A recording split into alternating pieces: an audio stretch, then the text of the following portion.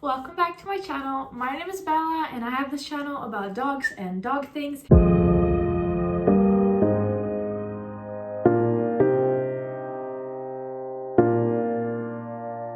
Guys on Instagram if you had any questions for me or for Nemo, so I have them on my iPad. Question number 1: what is the best thing about Sweden?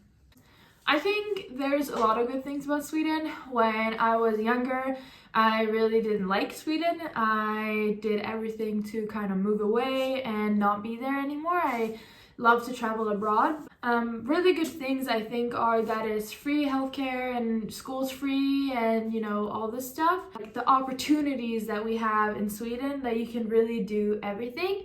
When it comes to dogs, I really love that there's a lot of agility training possibilities and that there's just a lot of training possibilities for dogs in general. Why did you choose agility as your sport? And that's a very interesting question. I kind of did it on random. Like, I've known about agility because I have competed and stuff in horseback riding, so I know about agility. Like, I just thought it was jumping, like horse jumping, but for dogs. But then with Nemo, I didn't have a plan what I wanted to do. So in February 2020, when I was in Austria, my friend who has Flora, he trained agility with Flora, and so she asked me if I wanted to try it with her, like one day to go to a training hall and just try it out, and we did, and it went horribly. And I was like, okay, like Nemo is really not food motivated, so he's really hard to train. This is not our thing, we're gonna do something else. But then in Sweden, I thought it was really fun, so I tried it again and we both really like it, and it's the only thing really that gets kind of Nemo's interest, so that's why we chose it. What was your biggest struggle with Nemo? I think the biggest struggle that I had with him is the fact that he's not motivated by food at all. It makes things very, very, very difficult. If you have a dog that is motivated by food, doing things like focus training outside is very easy. But Nemo is not motivated by food at home, so putting him in a more stressful situation, he is not at all gonna take the food. That makes those sort of things very, very hard. And then the second kind of struggle we have is that he is really stubborn. Like, so fucking stubborn that it's just so annoyingly stubborn sometimes. What are your agility training plans for 2020? Well, it all depends on this thing that's going on in the world right now.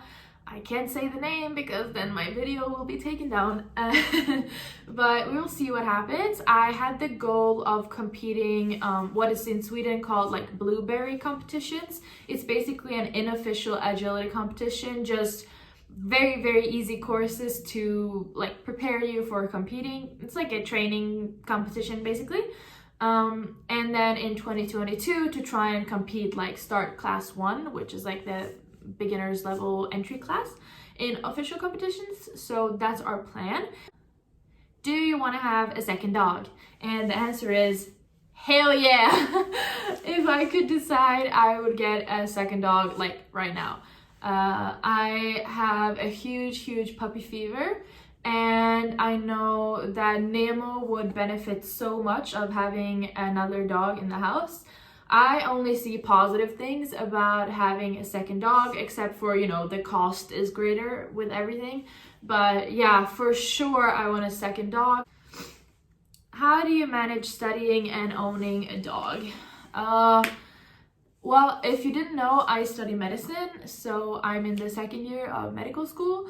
And having a dog with that is very difficult. I mean, it comes with a lot of struggles, but for me, it's been very, very positive as well. Getting a dog, of course, made me a lot more active.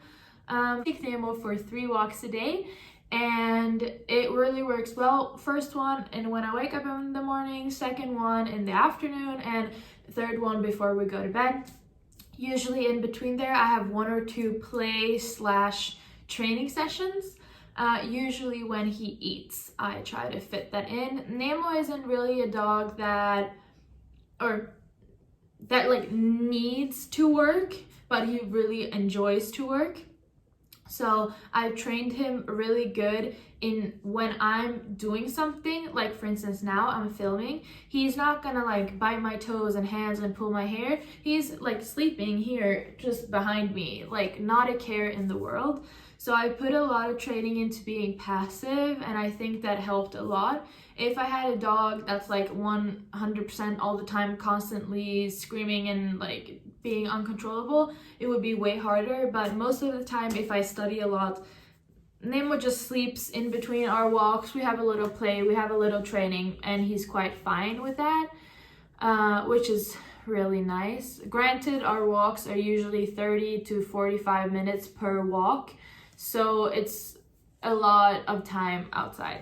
Well, when I have really long days, like more than I would say 6-7 hours that I have to be away, he goes to daycare. It's usually 2 times a week. Even now in these uncertain times when I've been at home, he still goes to daycare twice a week. Just because he gets to play with his friends and he is in a different environment and is away from me, and it's a good training and a good way to tire him out. So basically, I think you can manage it, but you also have to have the economy and the possibility. What's your favorite food? My favorite food, I think I have to say tacos, and it's like so dumb and so bland, but like I think tacos is my favorite food, or like a really, really good grilled cheese sandwich. Oh my God, but I love basically every food. What does a normal day look like for you? How it looks basically in these times when I'm at home is I wake up usually around 9ish, we go for a walk, and we come home and Nemo falls right asleep, and I make some sort of brunch / breakfast, coffee, study / have class. Then I have like a lunch like around 1 or 2, around 3, 4ish we go outside. We come in, we play, we train the dog. I go back to studying for a bit, or have more classes. I make food, and then I study. And then before bed, we go outside. And after we have gone outside, we do another training / play session, and I go to bed, or we go to bed. Very, very, very boring. What are your future dreams, hopes, plans, all this stuff? This is like such a big question because it's changed a lot for me recently. First, if you say my 5-year plan, I want to finish university. I want to move back home to Sweden full-time. I want to get my medical license. I want to have a second dog by that time. I want to have the opportunity to live in a house. I want to live in the countryside. After that, I just want to work as a doctor, and I want to specialize in a field. I hope to also develop agility skills and to start competing on higher level. And in the very, very distant future, I hope that I will have started my breeding program, and that I found a breed that I really want to breed, and that I will be very successful in that business as well. How old are you? What do you think? Pause this video and comment below, how old do you think I am? Did you pause it? Did you? Okay, I'm 23 years old. I'm born on the 1st of October 1997. I turned 24 this year. What is the thing that you love to do together? And I think our favorite thing is going on hikes and training agility. I think those are the 2 things that we enjoy the absolute most. How much time does a Russian toy take per day? I say this varies a lot. Nemo takes about 4-ish hours per day of my life. Maybe more. When I'm home in Sweden in the summertime and I go to trainings and stuff, it's about 6-7 hours per day. For sure.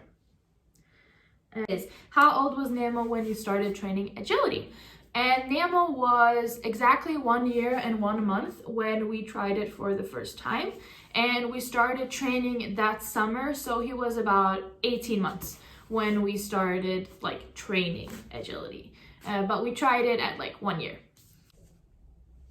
He's dreaming.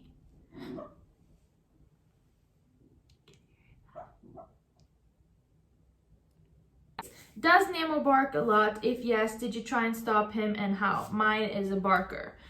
Well, yes, Nemo did bark, but not a lot, I would say. I mean, Russian toys are, you should look at the Russian toy video. I'll link it below. They are an alarming breed. So, of course, yes, they will bark. I actually used the method of telling him to be quiet. And if that didn't work, I ended up teaching him the word bark and then the word quiet, so that it's like a command that he knows how to do. And then I just accept that if somebody's ringing the doorbell, he's gonna bark. That is fine with me. I just don't want him barking all the time. You maybe have to be a bit tough on your dog, but you have to set the rules, so do what you must. So those were all the questions I had for you. I do hope you enjoyed and that you got your questions answered. If you like this video, please like and comment and subscribe below. And if you have more questions, do not hesitate to DM us on Instagram or just write it here. Okay, that's it for us. Thank you so much for watching. I'll see you next time. Bye!